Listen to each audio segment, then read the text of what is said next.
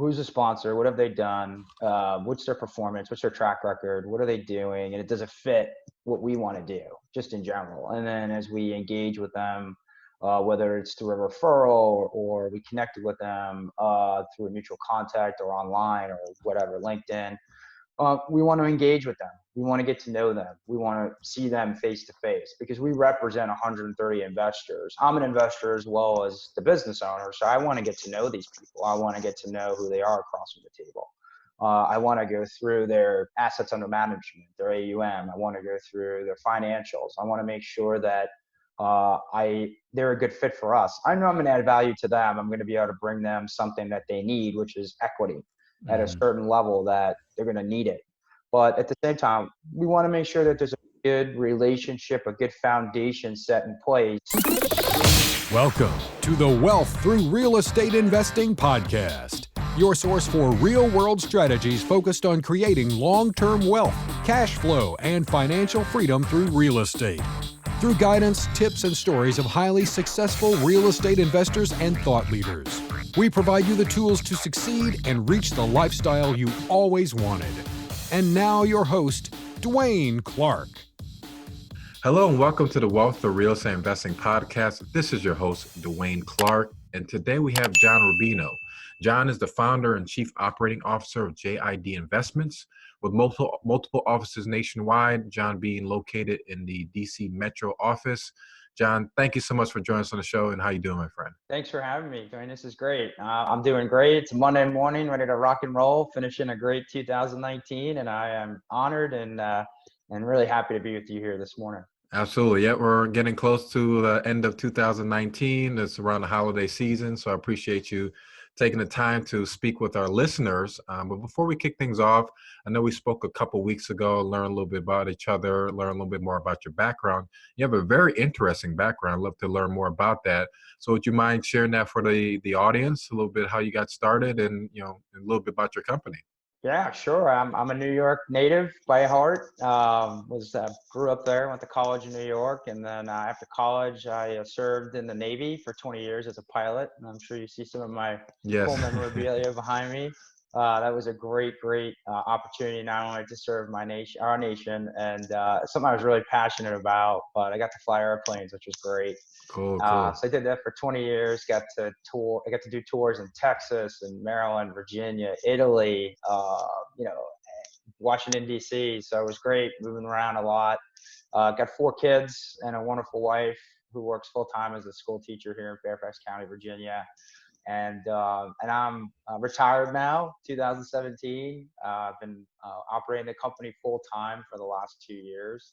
And we started the company back in 2012, 2013. I've been around in real estate since about 2004. Started investing actively and passively as an investor, learning about the business before the Great Recession, and did real well early on. And then as we moved on into the Great Recession and beyond, I was a passive investor and was able to work with fantastic contacts, investors, friends, developers, people in real estate that were just knocking it out of the park. And I was just blessed to be able to work with them as an investor. So I did some tours between 2005 when I started in real estate till about 2011 when I got back here to DC. And when I got back to DC in 2011, I was working right outside the Pentagon for the Navy headquarters staff, knowing that I was going to pretty much transition out of the military in about 5-6 years. So I really started exploring what's next. Mm-hmm. Do I want to be a Beltway bandit working at the Pentagon as a contractor, as a civil servant? Or do I want to kind of, capture my passion, which was to be an entrepreneur and own my own company? So in 2011, 2012, I started talking to some very close friends, several of which were in real estate and I had worked with before, and came up with this idea where I was passively investing for a good 7 to 10 years while still in the Navy, and decided, hey, I want to scale that out. I want to start bringing this to people that I worked with in the Navy, my family, my friends, people that I network with. And I think I can bring, money, capital, investment monies to people that I invest with passively. So I basically started in 2012 with my accountant, who's now my business partner, David. He's down in Hilton Head. And David and I took a full year from 2012 to 2013, just putting together all the information on the business, the literature, the website, all the social media, the business plan, and really, trying to start with everything established. And before we launched in 2013, we spent some time with some very close advisors and people that we trust wholeheartedly in real estate, and they beat the crap out of us on the documents, which is great. But they made us better. And when they gave us back that information, they told us they didn't want to be compensated, but they wanted to be one of the first investors in the company, which I felt was a wonderful compliment. And they've been with us since the start and have done very well. And so we started small. We started with, single family investment, bringing in 70, 80, 90% of the monies that were needed. We would be the debt lender, let's say, or the major money lender. Collateral we would take on the property would be like a first position, personal guarantee. So we were really the bank, and we were having these smaller investors bringing in 10 to 20% of the money they needed for the projects, just so they had some skin in the game. And we had a lot of success with that. But then, as you know, we moved further and further down the road within the recovery from the Great Recession, and money got cheaper. So people were going to hard money lenders, non-conventional lenders to get the money because it was cheaper than ours. So what we did, and we knew this was going to be our sweet spot, was we started getting involved with sponsors and developers on the equity side, where we could bring in anywhere from $500,000 to $5 million a project. And that's where we really found our sweet spot. So fast forward to 2017, I'm working full-time with the Navy, part-time with the business, getting the business going. And when I came out of the Navy, we had about 12 to 13 investments completed. We had about $5 million of capital already invested, with about $1.5 to $2 million in revenue. And now currently we've completed 16 projects with just close to $6.5 million and about $2.5 million of revenue. So that's what we've done. And then what we're doing now is we're investing in about 5 to 6 projects, primarily development, ground up new construction condominium product with mixed use, residential, retail space, commercial. And we have about $15 million right now that's being invested. And so over the next 3 to 4 years, we will realize projected revenues ranging anywhere from 12 to 15 million on top of the 15 million we have invested. Wow. So that's scalability. We're growing. And the nice part is that I've been able to take something that I'm really passionate about and bring it out to my network, my family, my friends, guys I work with in the Navy. David's been doing it with his clients down in South Carolina and Hilton Head. And we've grown our company to about 130 investors that have the opportunity to see what we're doing and invest with us if they have the desire to. It's really not required. They can look at every project we do, but they're on board. They're a part of our team, and we're making them fantastic returns. Typically we're hitting 15 to 20% annualized on our new development and construction projects and short-term projects, single-family fix and flips. And we're still doing this. We like it. But we're also looking into other things like opportunity zone, senior assisted, storage, multifamily, even car wash, so we're really opening and expanding on the aperture to do more in a comfortable way. We're not in any rush to be the next Fortune 500, believe me. We like the pace we're at, and we love the sponsors and the developers we're working with. We have a great relationship with them. And they're the ones that are bringing us more and more projects because of the fact that they know we can deliver, and they really enjoy how we structure our monies and our process. So. Yeah, I love that the whole transition, your backstory, and just how you guys have been able to grow the company from single family, which you guys are still doing, all the way to kind of these larger projects, even these entrepreneurial ventures of car washing and stuff, which is great. So. And as far as like the projects you're working on, what type of markets that you typically like are the ones that your sponsors are bringing you guys that you guys are attracted to? Yeah, I mean, I have a pretty simple formula, Dwaine. It's, experience of the sponsor and the developer, the location, which is huge. What is the timeline of the projects, especially given where we're at now in the real estate cycle. We're pretty late in the game, although we're still seeing fantastic opportunity. So I would say that that's the third one, which would be, again, the timeline of the project. The risk, what's the risks of the project? Where could we potentially have some potential challenges, softness in a deal? And then what are the returns? So those are the 5 things I look at: experience, location, timeline, risk, and return. And again, if it's a developer or sponsor we've worked with before, obviously a lot of the stress is off of us to have to worry about going through our initial process of screening the sponsor, going through the very lengthy process of making sure they're a good fit for us and that we add value to them. But at the end of the day, somebody we've worked with in a location we're familiar with and the timeline makes sense, things are lining up well for it to be a good project for us. We're typically in Washington, D.C., in the metro area here, as well as Northern Virginia and Maryland. But we're also down south in South Carolina, North Carolina, Atlanta, Georgia, Florida, Tennessee. So we like those markets. And the reason why is because those markets are growing. There's a lot of absorption that if we do hit a correction, a recession, any type of significant hit to the economy, we're still in a good position to not only, save our money or keep it intact, but also to see returns to hit where we at least hit our preferred return, let's say. So that's kind of why we like those markets. Populations are growing in those markets. Labor forces and jobs are still very much growing in those markets. So that's where we want to go.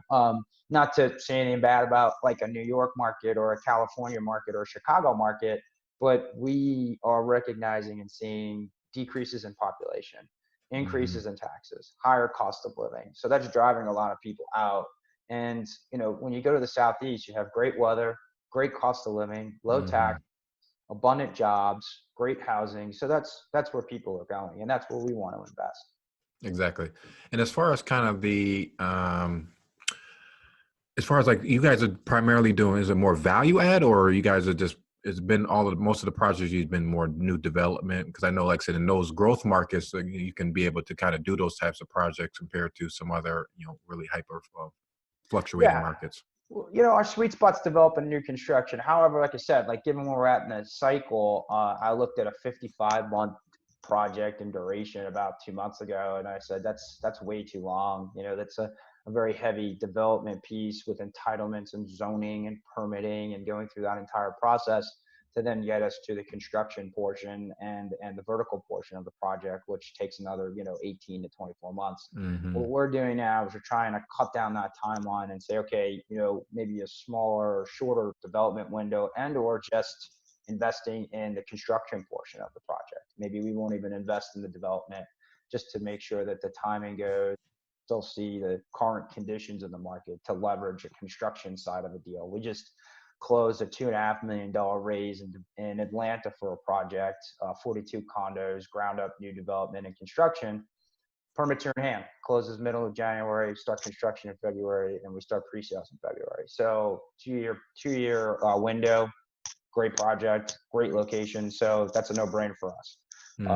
You start adding more time, more risk, more development, it gets a little bit more hairy on the potential challenges you may experience given we're at the market. But we're also, like I said, multifamily. We have a multifamily asset combined project down in the Carolinas, got about $500,000 in equity, and we're making a 7-8% return for the investors. That's paid out quarterly, and then we'll get a bump up on the back end. So we are exploring different types of options. We don't want to be a one-trick pony, and when the next correction or whatever comes and that closes shop, we're done. We want to have different types of opportunities that if this door is locked, we got 3 other doors we can go through.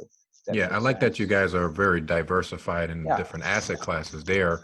Can you kind of take us through, I know you kind of talk a little bit about your evaluation process, but can you talk about kind of you looking at different projects? So you don't have to be, of course, the expert, of course, looking at a lot of the numbers, the location, the sponsor, and all those different elements, but you can kind of take us through like your process of kind of evaluating and to make sure it's a good fit, and kind of run us through your process so we can give some tips for our listeners.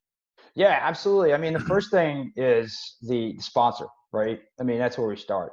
Who's the sponsor? What have they done? What's their performance? What's their track record? What are they doing? And does it fit what we want to do, just in general? And then as we engage with them, whether it's through a referral or we connected with them through a mutual contact or online or whatever, LinkedIn, we want to engage with them. We want to get to know them. We want to see them face to face because we represent 130 investors. I'm an investor as well as the business owner. So I want to get to know these people. I want to get to know who they are across from the table. I want to go through their assets under management, their AUM. I want to go through their financials. I want to make sure that they're a good fit for us. I know I'm going to add value to them. I'm going to be able to bring them something that they need, which is equity at a certain level that they're going to need it. But at the same time, we want to make sure that there's a good relationship, a good foundation set in place, and making sure that they're comfortable with our process, the way we do business, our returns, how we structure deals. So we walk through all of that first before we even look at a project. Now, can we do those in parallel? Sure. We can look at a project and get to know a sponsor. But ideally, we want to get to know that sponsor. We'll spend 4, 8, 12 weeks. I don't care however long it takes for us to both feel comfortable about each other.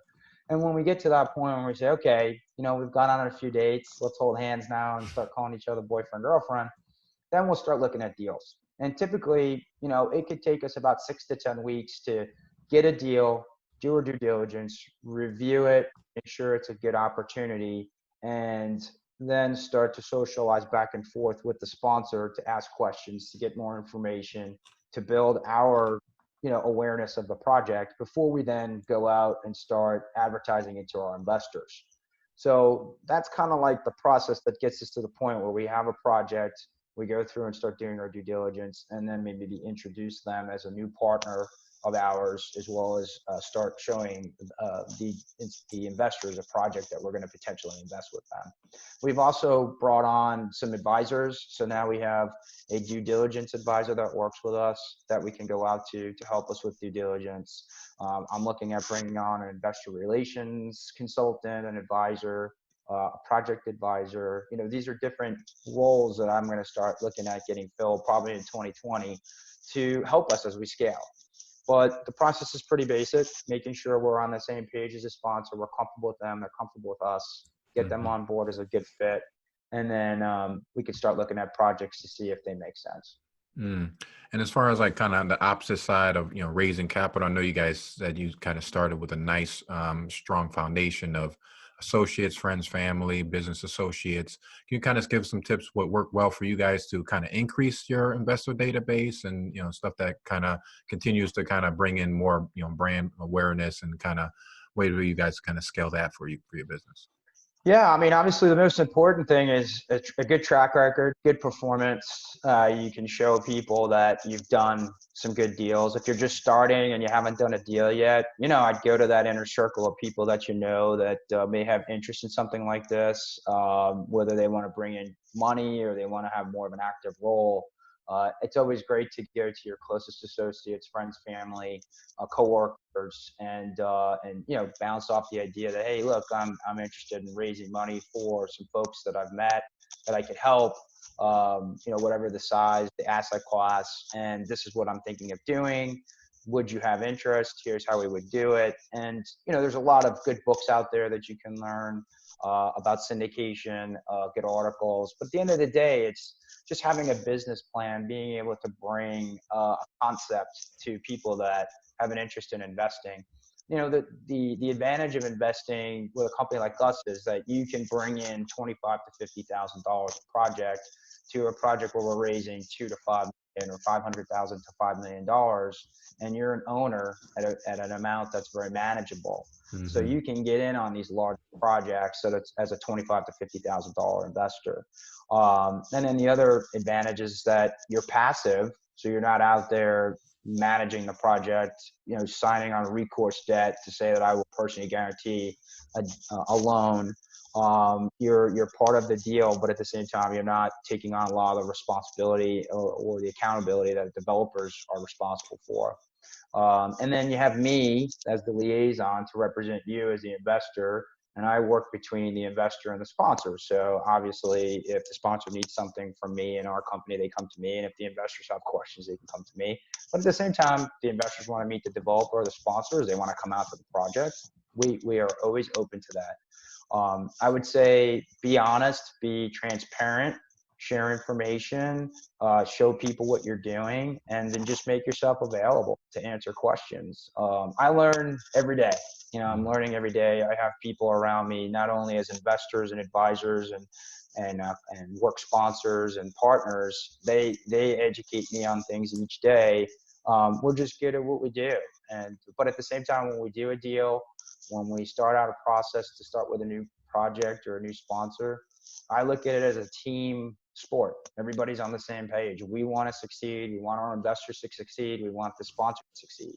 So if there's anywhere in the project or in the process where someone is exposed or under too much liability, we're going to come in and pull the string, because we want everybody to be successful on a project, not just us, not just the sponsor. Everybody needs to do well. Absolutely. Yeah, very well said.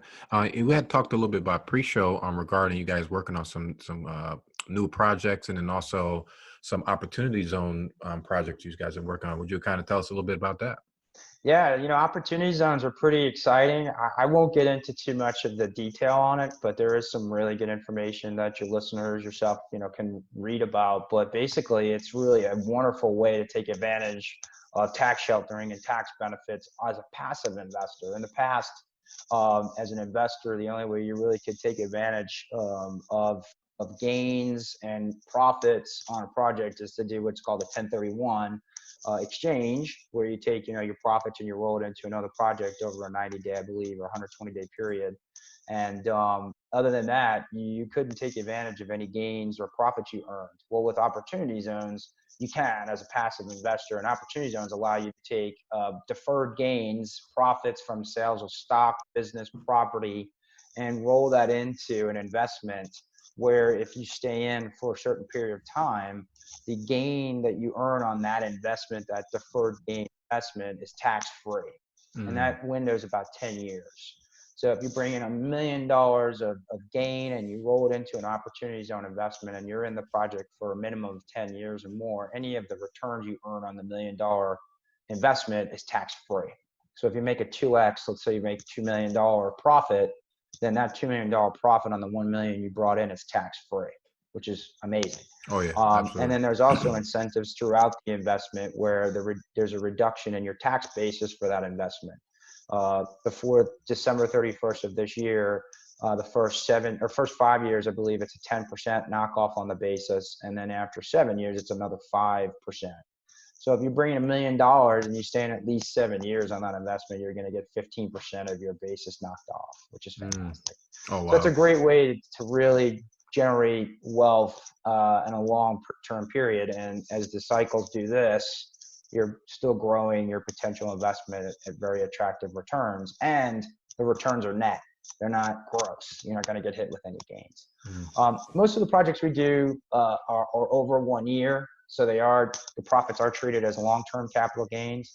And the nice part is David is an accountant. He's an enrolled agent. He's federally licensed accountant. So he does all of the K-1s. He does all of the tax returns. He does all of the investor statements. And for our projects, each project is set up as a separate entity. So separate entity, single K-1 on a project. And if you're bringing any money into this project, it's staying in that project. It's not getting spread out across a bunch of projects. So we like to do it that way. It's easy, it's clean. Each project that we do, that's a large scale project, we will go forth and we will do a private placement memorandum through our securities attorney, and we'll file with the Securities and Exchange Commission. We usually do a 506B or C, and that allows us the opportunity to formally sanction the investment as a registered security. So makes it a lot cleaner, protects us, and protects the investors. Awesome. Yeah, very well said. Thanks for explaining that. Yeah, just kind of learn a little bit more about you. What's kind of a typical work day for you, and do you have any special morning routines?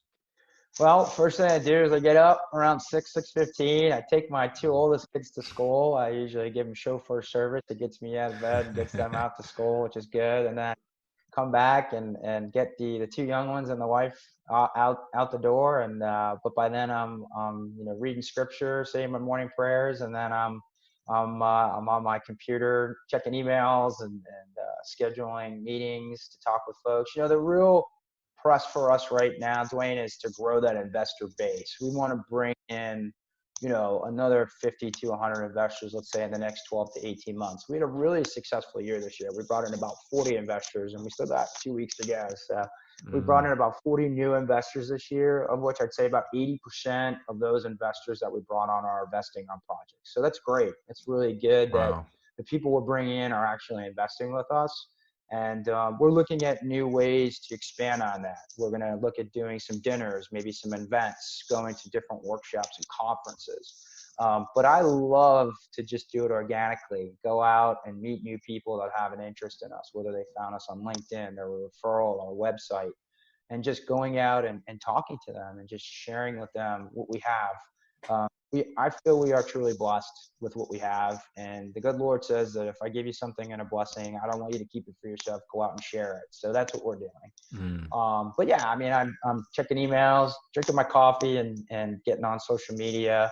If I'm in the house, sending out project updates from our sponsors to make sure our investors are up to speed on what we're doing. Looking at different articles. I have a lot of publications I've joined that I get good articles, and every once in a while I'll see one about one of our projects. So I'll capture that and share that with our investors.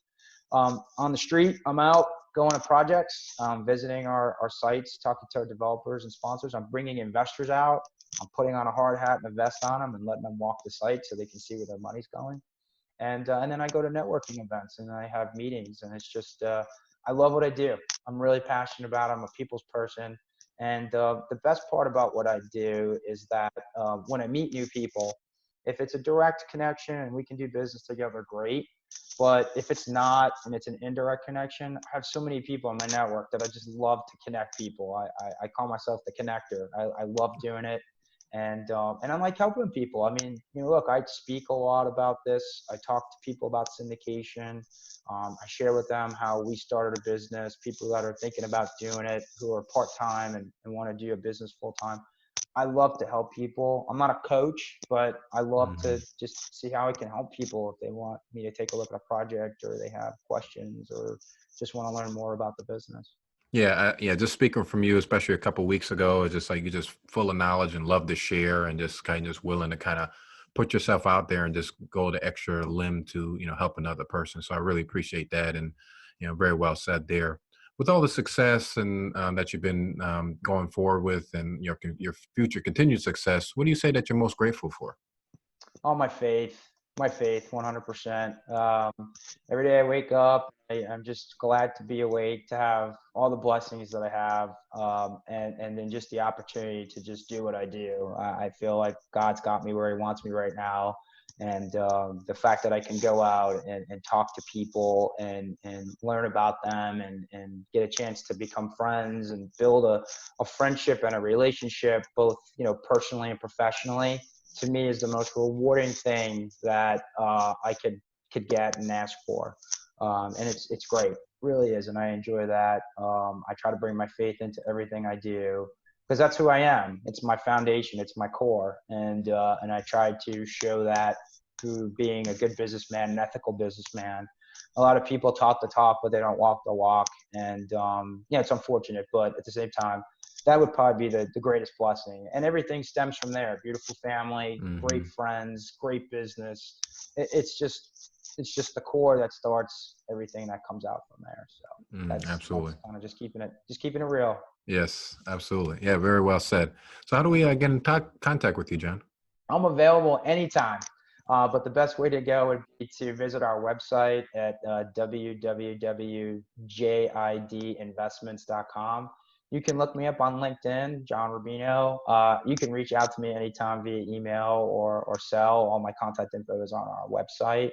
And, if your listeners want to reach out to you, Dwaine, and they want to contact me, I'm happy to set up some time for us to chat, and welcome the opportunity. If anybody's local in the DC area, let me know. Come buy a cup of coffee and we can chat. And if you're not in the DC area and you want to come visit DC, I'm happy to meet you, and we can go visit some of our projects and grab some lunch sometime. All right, sounds good. Yeah, we'll make sure to have all that information on the show notes and send out to our newsletter for you folks. So, John, it was a pleasure to speak with you. Again, it was, like I said, just such a nice person. Like I said, enjoyed the interview. If we won't be speaking beforehand, happy holidays to you and the family, and have a really strong end of this year and a great 2020. Thanks, Dwaine. I appreciate it. Merry Christmas, happy holidays to you and your listeners, and hope to be back on your show again sometime soon. Yes, definitely, for more topics. So like I said, we can continue to share. So enjoy the rest of the week. We talk to you soon. Thanks, Dwaine. Take care. Thanks for joining us on this episode of the Wealth Through Real Estate Investing podcast. Don't forget to subscribe and leave us a review on iTunes or the listening platform of your choice. Also, please check us out at DwaineLClarke.com, as well as find us on Facebook for more useful content and resources.